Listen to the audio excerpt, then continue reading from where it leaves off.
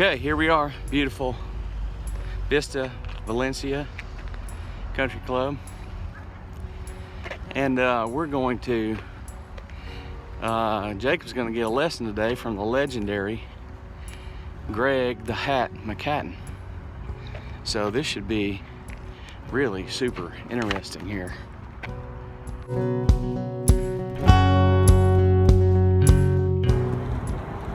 Here it is. West 24700 West Trevino Drive. Beautiful day, Southern California. You know how it goes. It's kind of how it is every day here.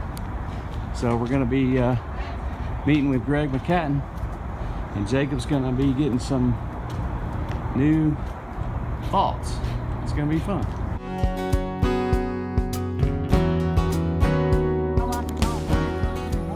Here we are. I think it's weather mainly, Greg. You know, in Tennessee it rains a lot. Wintertime is rough.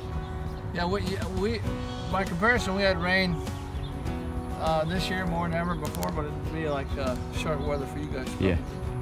And then we probably have 15 inches or 11 inches. We thought that was a lot. Yeah, you got year-round golf out here. Yes, we do. Am I going to any specific? Well, go toward the blue flag, but hit it halfway.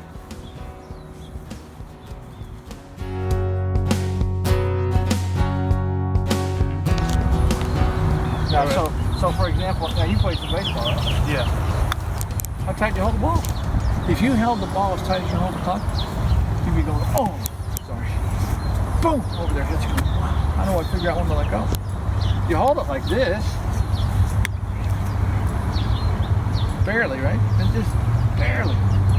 So you hold the club a little tight enough and not much. And so then, if you're holding it that soft, guess what you get to do your work with? And guess what you did to work with the throw? Certainly didn't do this first.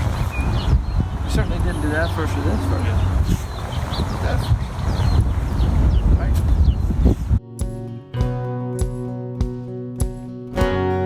That's pretty slow. So I think if I did that, I'd have beat you to the ground. Yeah. At 32 feet per second, doing just a little slower.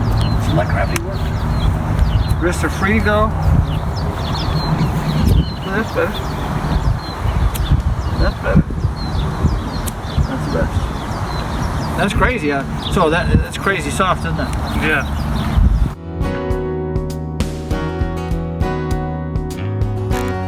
You got to put it back, and then you get to figure out where you're going to take it and how you're going to get it there, and then how you're going to do it next time the same way.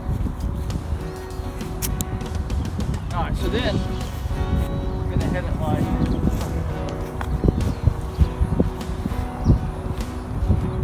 So, let's go your handshake. So, if that's your handshake, that's my left wrist. So the bent right wrist equivalent is a flat left wrist. Something particular. So when we come down and hit it, we're going to hit it like that. Right, so we hit it with the whole club.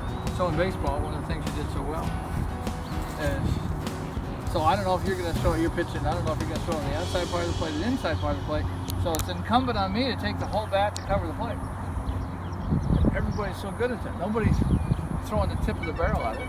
Yeah. But that's all we have to do. And that's why everybody looks like this. Because that's what they're moving. And we need to be more like a baseball player where we take the whole bat there. Okay, yeah, that makes a whole lot of sense. Yeah. The whole bat.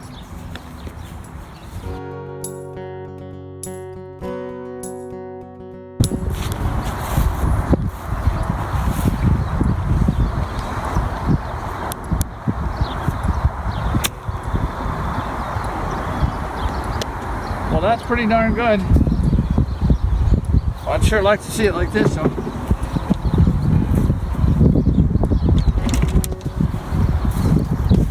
So we're trying to put the whole club against it, right? And you're trying to hit it as much out of your feet as you can.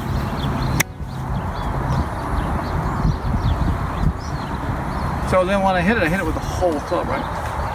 Didn't see any chase with the club head. Yeah. And the way I got that through is what I did for my feet, which is what we did so well here.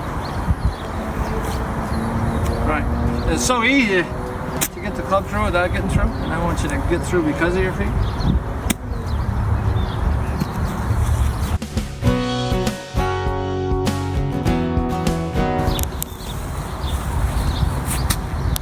Yeah, this has to release.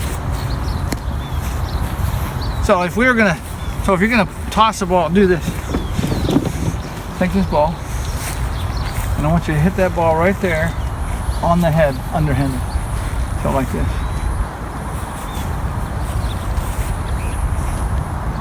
See how you had to move your foot? You don't need that before. You need pace and flow. And then so you're trying to play golf like this. You can't have that flow. Yeah. This is way easier, right? And I don't need this for, like I said, I don't need that for the juice. Right. Look what you moved. Everything. Mm-hmm. And look how fluid that is. Right. And look how quiet the club was. So when this stays down and you get this through, and there's the club gets through without your work, right? And then here's you hitting it with everything. Whoa, see that's sweet look. And do that without moving your head. Okay.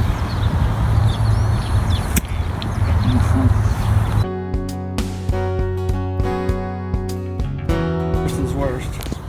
Guy who hits the latest is the greatest. Put the whole thing against it. Feel that right hip getting way through it even on this little guy. Ooh, that's better. And now right hand off club. Right hand off club. Always drops in your left. Good players always drop the club in their left hand. That line up there, every line, not that line, every line in the world. Partly right-handed guys, they have the balls here, right? So they go like this. Even that guys who kind of swing there, always reaching for the ball like this. Good 99%, I mean 1% are like this. Drops to the left, and then they have to put it back there right to get the ball. Good players do that, and other players don't.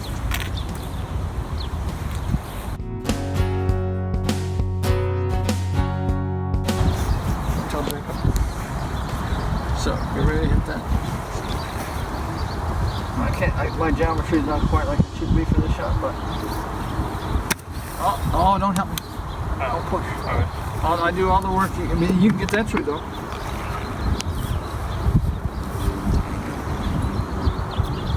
So let's see if we can catch you. Oh, that was good. You didn't do much. One before you did one.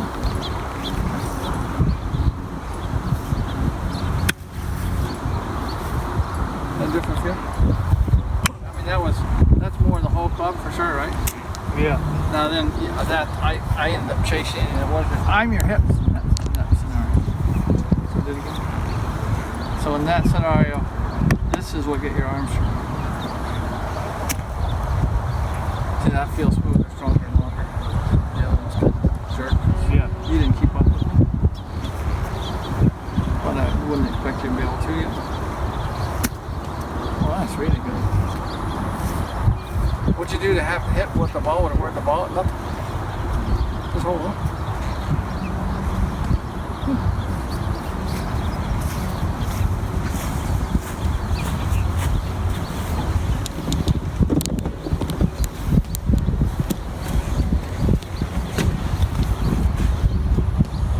They asked Tom Weisskopf one time, what was the best golf lesson you ever got? Well, he said I was on the tee at Pebble Beach, and there was just 6 o'clock in the morning. It was just myself and Mr. Hogan. And I said, Mr. Hogan, I asked him for help. He came over and he said, okay, here's what I want you to do. I want you to go back and come down, and I want you to glue both of your upper arms to your chest.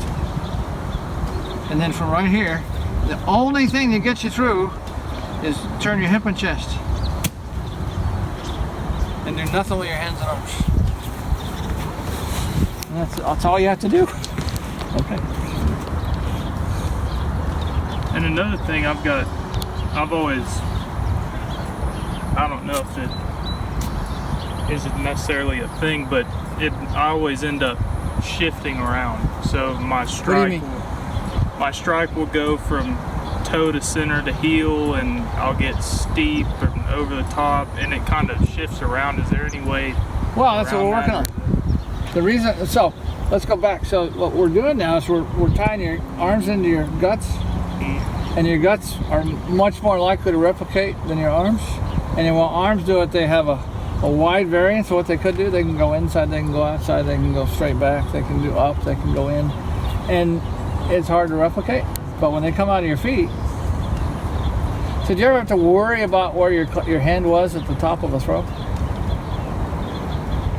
No. No, it's just like in the right place. You have to worry about where your club is at the top of a swing? Oh, all the time, right? Not if you did it out of your feet, you wouldn't think about it as much. That make sense? Yeah.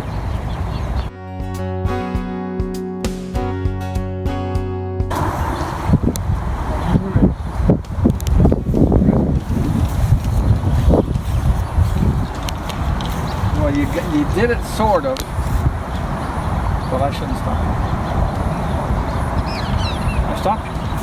Yeah, well, okay, so give me your foot. So you did the right thing. But when you're doing your work, there's no way your shoe would ever stop. And not that you'd ever look like that either, but that's kind of how you so I've always said club throwers are good players. When they start throwing clubs, they do good stuff. Nobody's thinking, they're doing their stuff, right? And it replicates. And it falls in here like it should. Yeah. Right? And so, if my foot's there, you better move it, because it's not stop me from going back. And it's going to help me from going through. So if you get stuck in the backswing, like you get stuck on a piece of grass where it kind of stops you, it's an advantage. Most people think, oh, what am I going to do now? Well, that's ruining me. No, it gives you more time to do your work. So take advantage of it. Of course, if you think it's not going to help you, it'll hurt you. And if you think it's going to help you, it'll help you. That's another thing I've wondered about, is just thinking, like, if I think I'm going to make a putt, I make the putt. Right. Or if I think I'm going to miss the shot, I miss the shot. Absolutely. Yeah, so you gotta see the good shots all the time. You're far better off saying, don't hit it in the fairway, than you are saying, don't hit it in the lake. Because the lake's the last thing you heard. They didn't hear anything else but lake. Yeah. And then when you said it the first time, all I heard was fairway.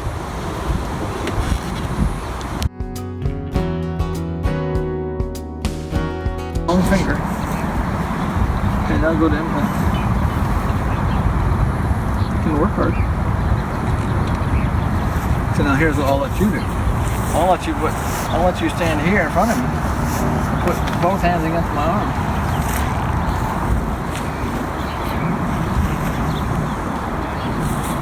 Now what did my hands do?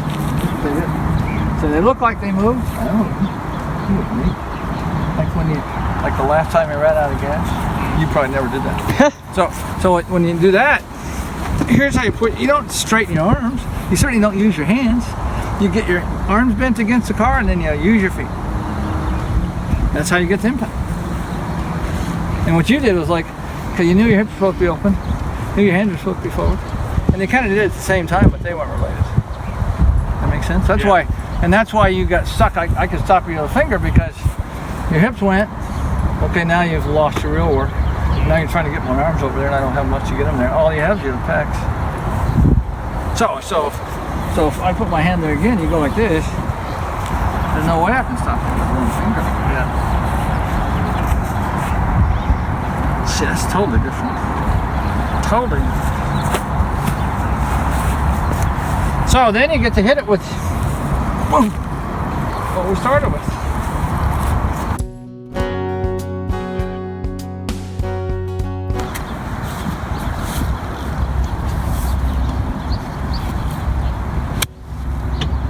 Doesn't do much, does it? That's what we need yours to do. Now, and the first trick that your mom and dad would appreciate that you did is you held your head up. And from that point forward, your neck was too tight. and you know, we live our lives when this guy's behind us in the AR and we go like this. We should, like a golfer needs to be more like now. So I start off with my chin is 90 degrees to my shoulder line. When I get done, it's on my shoulder line. And then when it's on my shoulder line, then my shoulder takes it on the fairway. But the instinct is to do this a bit. Just kind of go like it's easy as far away. You go. So we want to swing past your head. And relax your neck really, really quick.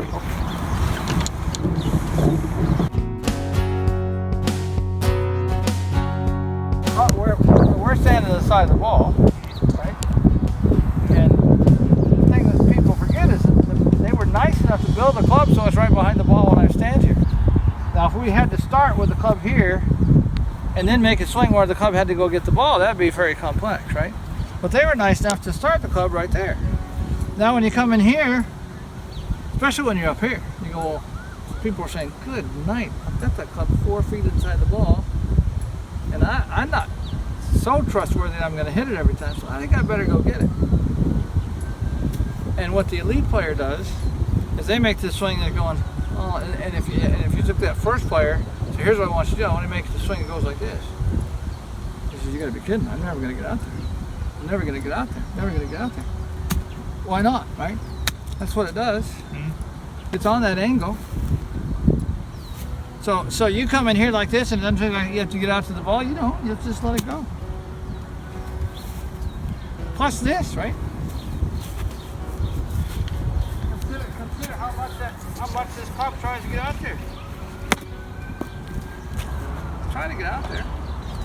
So all you have to do is look at it and see the angle on it and do your work. And that allows us to bring it in from the right angle. But if we go back to the first guy and then try to figure out how to get to the ball, we've got a lifetime of confusion and rechanging and knowing I've got to lay it back and lay it off, and you get that lay back so I can get it back on plane. And it's already on plane.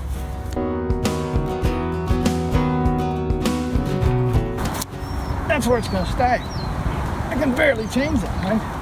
Take an act of Congress to change that. But with a piece of steel, I can change it easy. No, that's too bad. Because it would be happy if you get it to act, have that act more like a rope. It'd be happy to replicate. But if you're going to use your skill to do it, then you're making it tougher than you need to.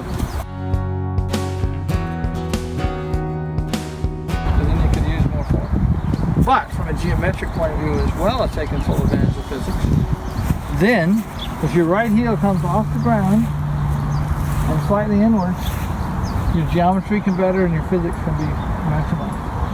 But if you keep it on the ground, it makes you want to twist this way, and we want to twist this way.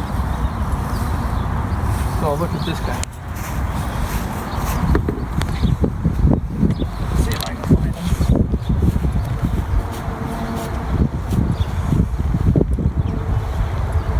Alright, so look at his foot. Alright, so that's, see, the heel's up and it's forward and it's way down, right? And can you imagine how good he could throw if his foot was flat and didn't come forward? Wouldn't be as much. Wouldn't be nearly as dynamic. You could have the bat on the plane of the ball and you weren't worried about the bat at all, were you? You just did all this stuff and the bat's perfect. Well, I'll tell you what, if you were trying to do this, because that's how you get through, and now you got to figure out how to get the bat down there, well, you better figure out how to lay it down.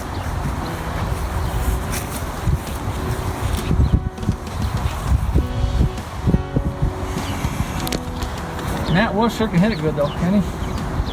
You know Matt Wolf? Yeah. He just kills it. He won the NC2A, didn't he, this year?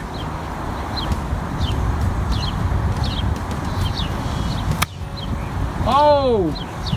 I said a minute ago, 2 years, that's 3 years. Oh, drop it down, drop it down, drop it down. Like this. As soon as the right hand comes off. There you go. There you go. That's a lot different feel. So you want to practice going right through it. So I'll go through like this, right? And that's what I do to you. Okay, now. These guys are soft. So you don't have any control of these. I'll take care of them.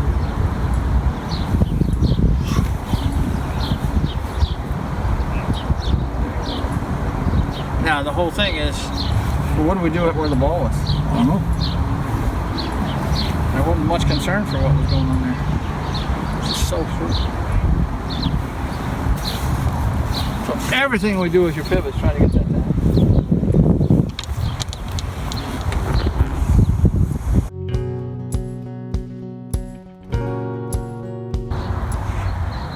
Yeah, just do that with your hips and don't use your hands so much so it feels like this. Check it. Feels like so you're here, you do your work. It ends up going up that line, exiting that way too. Yeah, and it'll be like this. So up here, should be actually be a space from okay, so here, here, exit. You see it? It's still on that line right now. And then it closes. But when you pull it up that line,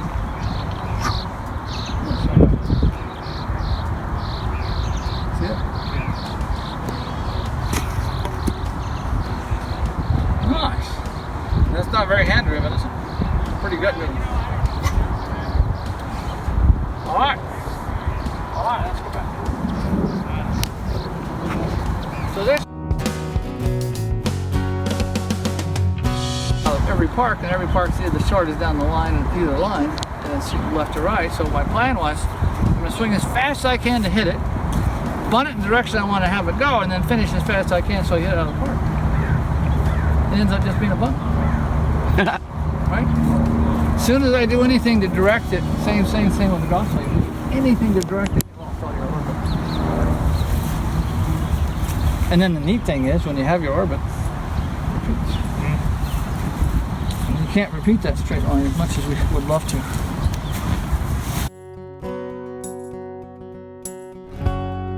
But I can barely lift it. I can't lift it like this.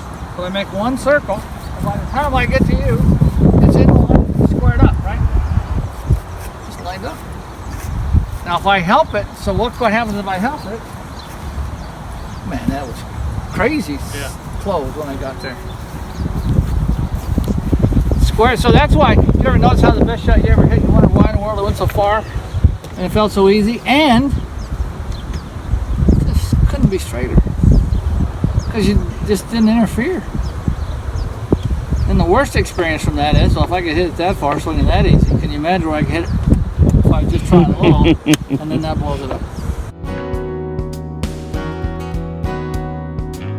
Hogan's going to practice 14th hole, 2 o'clock, and Freddie can go watch. One problem is, he can't talk. Don't talk to him. So this goes on for like a year. And so Freddie's been watching practice, hasn't said a word. Right? So then, somewhat about a year into the process, he says, Freddie, yes, Mr. Hogan? He says, well, I thought you should know this. I want you to know, this is what your wrists do. This is what your arms do. So if you have any questions, he says, no, Mr. Hogan. He said, that's the stupidest thing I ever said. What in the world is he talking about? Couldn't be more obtuse. Right? So the point is, if this is what your wrists do, and this is what your arms do, how in the world do you get it back and forth? Right? And then if these guys are taking the back and forth end of responsibility, always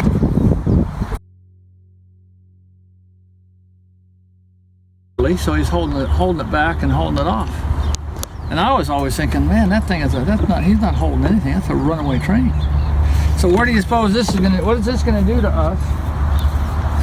Oh, I'll do it with this guy. Don't let me forget this. So what do you suppose this is gonna do to us when we're doing our work? You think that wants me to bend my arms or straighten? Absolutely, it's like it's a runaway train. I always thought his right arm would say to his left, this might be the last time I ever see you. I think it might be coming off this time.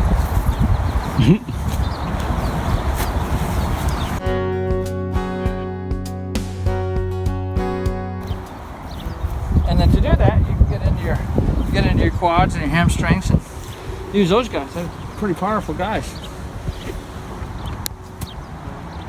Okay, now just drop that club. I kind of have a little forward in it. So your wrists don't have any responsibility for getting the forward nor do your arms. And they've had that responsibility. Well, last button. Feel more back? Feel your legs more? Yeah. So, and if I ask you like the first thing, if I on your first swing, and if I'd have said, well, okay, Jacob, how much did you feel your feet on that? You'd have said, not a lot. But if I ask you to throw a ball from center field to the plate and say, well, did you feel your feet there? You go, well, of course. That's all you use. And then you don't use that here as you should because you're out there, and when you're out there, you don't have to use your feet. It's all about using your feet, I think. Feet and seat.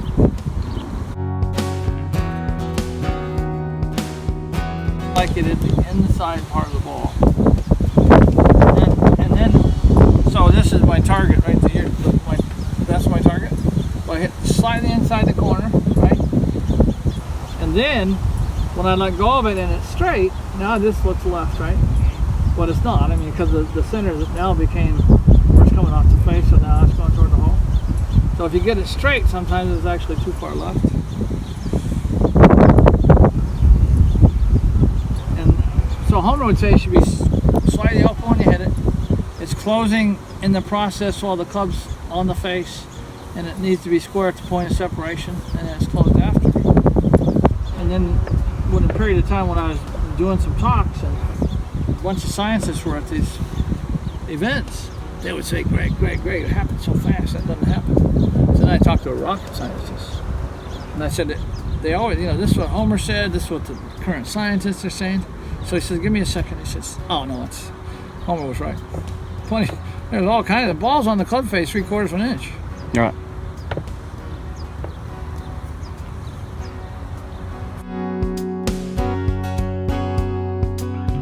You gotta see that, Jacob. So here's what he does. So his wife says, he's hitting balls in the ocean. His wife says, Ben, show him that slow motion swing here. So he goes like this.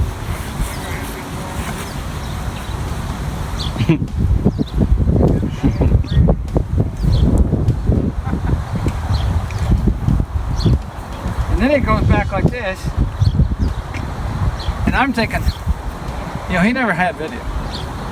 But he had a million. So he'd take a video, he'd take his film, and run down to the drugstore, and then he'd wait 2 weeks and get his film back. Right? So here he is clicking off frames. Now when he's coming down, he's like this.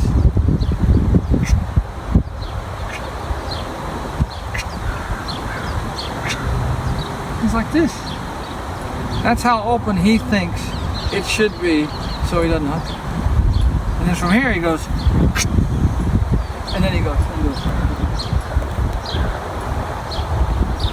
But that's how open he thought it had to be, which is very revealing, I think.